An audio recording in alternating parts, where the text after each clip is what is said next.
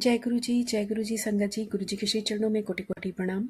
संगत जी, मेरा आज का शुक्राना सत्संग है कि गुरु जी ने मुझे एक लर्निंग दी है ओवर द पीरियड जब से गुरु जी ने अपने शिष्यों से जोड़ा है, और आज मैं उस लर्निंग को मेरे को इंस्पिरेशन मिली है कि मुझे वो आपके साथ शेयर करना ही चाहिए गुरु जी महाराज की तरफ से। एक्चुअली क्या हुआ था कि मतलब ये हम सभी जानते हैं, जो लोग अभी जुड़े हैं, लाइक आफ्टर गुरु जी महाराज का जो चूल्हा छोड़ने के बाद जुड़े हैं, तो वो सब उनको डायरेक्ट एक्सपोजर नहीं मिला है गुरुजी महाराज के साथ, जैसे फिजिकली जब वो अपने अवेलेबल थे यहाँ पर हमारे पास।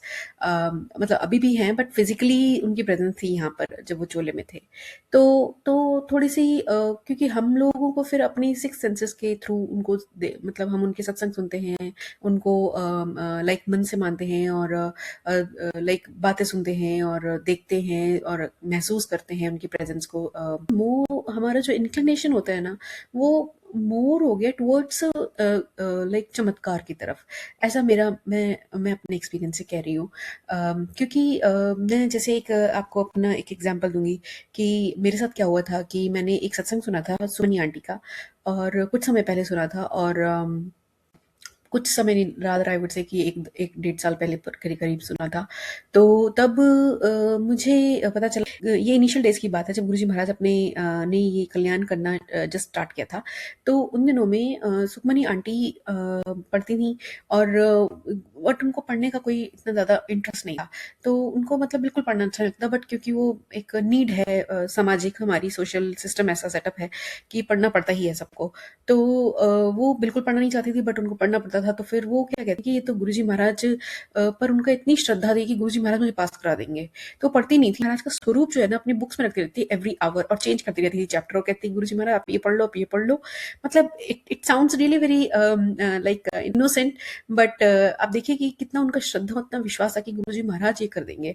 तो गुरुजी महाराज को तो जैसे हम सभी जानते हैं कि उनको तो सब कुछ पता था, गुरु गांधी है। और मतलब सुखमनी तू कुछ तो पढ़ ले, ये पढ़ ले, वो पढ़ ले, ग्रामर तो तैयारी कर ले, ये कर ले। गुरुजी महाराज अपने हिसाब से बहुत समझाने की कोशिश करते थे, बट सुखमनी आंटी को बिल्कुल नहीं पढ़ना था। वो कहती थी गुरुजी महाराज आप हो ना, तो मुझे चिंता किस बात की है। मतलब उनकी श्रद्धा का लेवल ये था, इतना चरम पे था। तो खैर फिर गुरुजी महाराज उनको कहते हैं कि ठीक है, अगर तुझे नहीं पढ़ना है तो तुझे यहाँ पर पोचे लगाने पड़ेंगे, जहाँ पर गुरुजी महाराज रहते थे। जहाँ तक मुझे याद है वो पंजाब की बात है। तो गुरुजी तो आंटी तो बहुत ही खुश हो गई। ठीक है, पहुंचे वो एक टाइम क्या तो दो टाइम लगाने के लिए तैयार थी। तो लगाती थी कि मेरे को तो अच्छे नंबर से भी पास हो जाऊं मैं।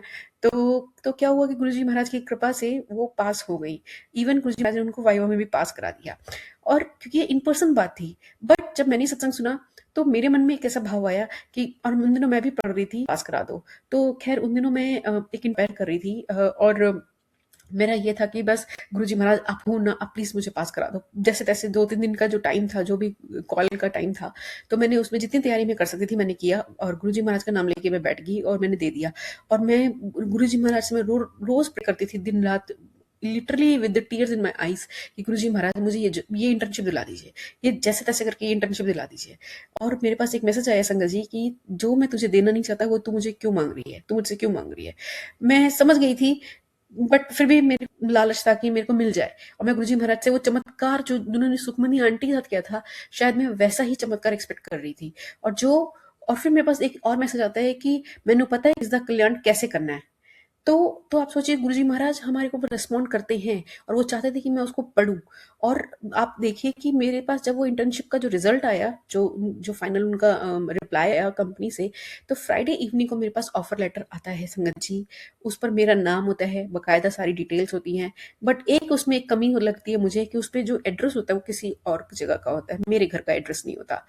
अब मुझे समझ नहीं आता है कि ऐसा क्यों हो गया है, हो सकता है टाइप एरर हो। तो मैंने जब मंडे को मैं कॉल करती हूँ कंपनी में, तो मुझे पता चलता है कि वो किसी और आंटी का था, और उनका नाम भी वही नाम था जो मेरा था। इट्स जस्ट द मिस्टेक कि उन्होंने मेरे ईमेल आईडी पर भेज दिया था। सब कुछ सेम था, बट ये हो गया था। तो कहने का तात्पर्य ये है कि जब मैंने कहीं ना कहीं एक्सेप्ट कर लिया था कि गुरुजी महाराज जो करते हैं वो ठीक करते हैं, जैसा हम सुनते हैं कि उनकी रजा में राजी रहना सीख जाइए, उनसे वो चीज मत मांगे जो वो देना नहीं चाहते। और यहाँ पर गुरुजी महाराज का एकदम